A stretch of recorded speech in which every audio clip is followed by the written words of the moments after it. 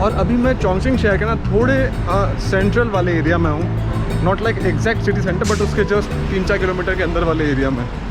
और यहाँ पे पूरा जो ट्रेन है ना वो पहाड़ी वाला ही है, क्लिप्स के अलॉन्ग ही पूरा शहर बसा हुआ है। एकदम नॉर्मल सी लोकेलिटी चाइना के एक शहर की। यहाँ पे लोगों को पत्ते खेलना बड़ा पसंद है। कुछ लोग मुझे दिखे जो पत्ते खेल रहे हैं सड़क के किनारे बैठ के। कार्ड्स की बात कर रहा हूँ मैं, बट डिफरेंट फील होता है जब भी ऐसे एकदम नॉर्मल से एरिया से वॉक करते हैं किसी शहर के। It just feels very different. अब ये शहर ना एरिया वाइज चाइना का सबसे बड़ा शहर है। ये जितने भी आप बिल्डिंग्स देख रहे हो ना, इसका एक बहुत बड़ा हिस्सा, बड़ी बिल्डिंग्स का बड़ा हिस्सा पिछले 15 साल में बना है। क्योंकि ये वॉर टाइम पे जब वर्ल्ड वॉर 2 हुआ था तो काफ़ी बॉम्बिंग्स हुई थी शहर पे, काफ़ी टूटफाट हुई थी। उसके बाद उतना डेवलप हुआ नहीं, लेकिन पिछले 20 सालों में 15 सालों में सरकार ने यहाँ पे बहुत पैसा लगाया है। अली पे बड़े महंगे केले दिए अपने भाई ने, 50 रुपये के 2। बदन ठीक है, बेकार खाने से तो अच्छा ही है, कम से कम एनर्जी और हेल्थ तो अच्छी रहेगी। मेट्रो स्टेशन आ गया अपने सामने। चलते हैं अब यहाँ से पांडा जी से मिलने यहाँ के ज़ू की तरफ। एप्पल मैप्स पे रूट देखूँ मैं तो अच्छा ग्रीन लाइन पे ही है। ओके हाँ, दिस ज़ू। बड़ी समस्या है भाई लैंग्वेज की यहाँ पे, और ये भी अपने आप में एक चैलेंज है। It's fun. पहले दिन फ्रस्ट्रेशन था, उसके बाद अब फन है। अब उतना फ़र्क नहीं पड़ता, बट देन वन वे और दी अदर मैनेज हो जाती है चीज़ें। लाइन 2 आगे से राइट। हुआ क्या था कि मेरा जब पेमेंट कर रहा था मैं मशीन पे अली पे से, तो वो हुआ नहीं। कभी कभी बैंक कार्ड वर्क नहीं करता या कोई भी एरर आ जाती है, इसलिए हमेशा थोड़ा कैश तो रखना ही चाहिए। फिर मैंने कैश से पे किया तो उसमें थोड़ा टाइम लग गया समझाने में मुझे जाना कहाँ है।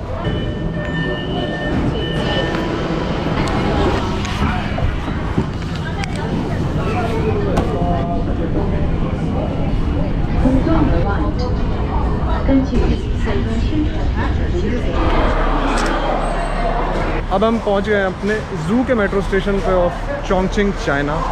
और यहाँ पर काफ़ी जानवर हैं, बट एक बहुत स्पेशल भी है, वो है पांडाज।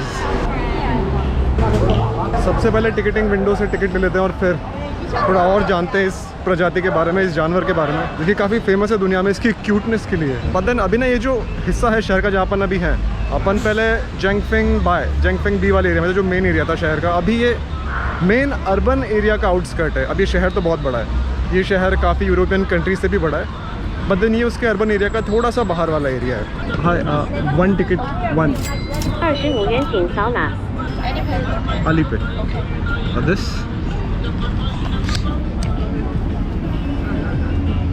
ओके मिल गया भाई टिकट। 25 युआन का, यानी 260 रुपये का टिकट है, और 270 का एक्चुअली। ये देखिए इधर अपने एक भाई साहब बेम्बू खा रहे हैं। पैंडा बड़े तगड़े जानवर होते हैं भाई। ये एक दिन में तकरीबन 15 घंटे सोते हैं। मोस्टली एक्टिव टाइम होता है इनका 6 से 7-8 बजे सुबह। उसके अलावा तो सोने का काम है। ये भी अच्छी लाइफ है भाई, सोते रहो, मज़े करो। पांडास आर एक्चुअली कार्निवोरस, यानी meat eating animal, but then ये 99% वेज खाते हैं और बेम्बू ही खाते हैं। एक दिन में 20-25 किलो बेम्बू, तो 99% वेज खाते हैं, बट ऑफिशियली कार्निवोरस है। और पांडा जैसे जानवरों को सॉलिटरी बड़ी पसंद होती है, यानी अकेले रहना बड़ा पसंद होता है। खाना, अकेले रहना और सोना। बट एक्चुअली ये ना दुनिया से ख़त्म होने वाले थे कुछ सालों पहले।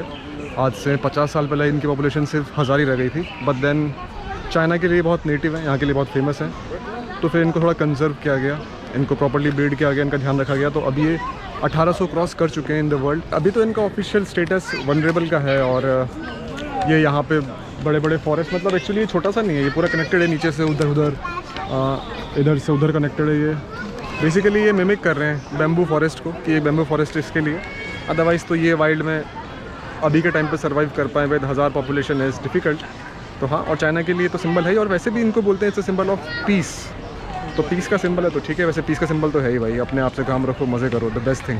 पर हाँ, काफ़ी भीड़ है यहाँ पे, लोग पांडा को देखने बहुत आते हैं। और अपन थोड़ा आगे चलते हैं, क्योंकि यहाँ पे मल्टीपल पांडाज हैं और मल्टीपल हैबिटेट बना रखे हैं हर एक 2-3 के लिए। But then pandas are not a problem solver animal actually. ऐसे एनिमल्स को भी क्लासीफाई करते हैं कौन कितना प्रॉब्लम सॉल्विंग वाला। इनकी जो मेन स्पेशलिटीज़ है वो है स्मेल अच्छी करते हैं, बेस्ट बेम्बू की जगह ध्यान रखते हैं कहाँ बढ़िया बेम्बू मिलेगा, और उसके अलावा क्लाइंबिंग बड़ी अच्छी करते हैं। They are good climber. अब ये यहाँ पे इनका एक और हैबिटेट है, कोई एक और यहाँ रहता होगा जो कि अभी कहीं अंदर सो रहा होगा मोस्टली। बट देन पांडा जो है ना, वो एक्चुअली सिचुआन एरिया के आसपास मिलते थे चाइना के, जो भी मिलते हैं। उसके बाद चाइना ने कुछ कुछ कंट्रीज़ को उनको गिफ्ट भी किया एज ए गुडविल। 1950s की बात कर रहा हूँ मैं। उसके बाद तो फिर गुडविल एंड बैडविल तो मुझे पता नहीं चाइना का बाकी कंट्रीज के साथ। बट देन हाँ, सिचुआन रीजन इसके पास ही है। चेंगडू बहुत बड़ा शहर है जहाँ पे पांडा की रिसर्च लैब भी है, और वो यहाँ से आप 1 घंटे में पहुँच सकते हो by bullet train. Let's see, there are some vending machines. Okay, panda poster वाली पानी की बोतल 3 रिंगिट क्या 3 RMB 3 युआन का मतलब होता है 33 रुपये। 1 युआन अभी 11 इंडियन रुपीज़ के अराउंड चल रहा है एट मार्केट रेट। अब देखिए, पांडाज सिर्फ वाइट एंड ब्लैक नहीं होते हैं, रेड पांडाज भी होते हैं। बट खैर, इनका नाम रेड पांडा, इसका मतलब ये नहीं है कि ये पांडाज हैं। जाइंट पांडाज आर डिफरेंट, इनकी प्रजाति is different. They are more of a raccoon kind of animal. अब ये भी ना मोस्टली बैम्बूज ही खाते हैं। These are omnivorous. But then आपने अगर वो मूवी देखी है Guardians of the Galaxy Marvel की, तो आप शायद रिलेट कर पाएँ रकून को। और एक्चुअली फायरफॉक्स का ब्राउज़र भी रेड पांडाज ही हैं।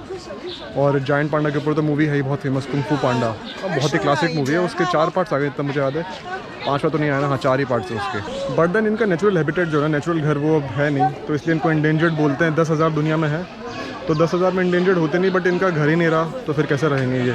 और एक्चुअली ये ना इंडिया में भी रहते हैं, ये इंडिया के ही नेटिव है। इंडिया, नेपाल, म्यांमार, चाइना, उस पूरे एरिया में they are native one. India का जो ऊपर वाला एरिया है और फिर चाइना वाला, नेपाल, म्यांमार वाले एरिया में। बट अब तो उतने मिलते नहीं सब जगहों पे, तो इनका ध्यान रखा जाता है। बट देन यहाँ पे भुट्टा बहुत जगह मिल रहा है चाइना में, तो ये एक अच्छी चीज़ है। नॉन वेज तो बहुत है यहाँ पे, बट देन जिसको वेजिटेरियन खाना है उसके लिए भुट्टा एक अच्छा ऑप्शन है। और यहाँ पे ऑलमोस्ट हर जगह पे भुट्टा है ही है, भुट्टा एवरीवेयर, सो अच्छी चीज़ है। चोंगचिंग्स जू मार्केट।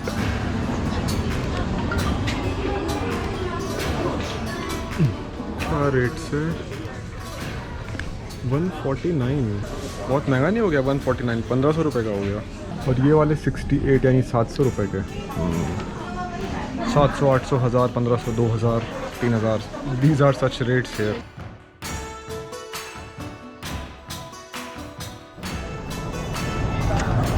और शहर के एकदम बीचों बीच ये यहाँ का बहुत ही डिफरेंट सा स्पॉट है। ये है एक टेम्पल, लुहान टेम्पल, और ये एक बुद्धिस्ट टेम्पल है। तो अब बात करते हैं चाइना में थोड़े रिलीजन के बारे में कि क्या रिलीजियस सिचुएशन है। काफ़ी लोग लगता है कि China is an atheist country, क्या वो सच है? और थोड़ा यहाँ की गवर्नमेंट का भी जानते हैं, चलते हैं इसके अंदर एंड देखते हैं ये कैसा है।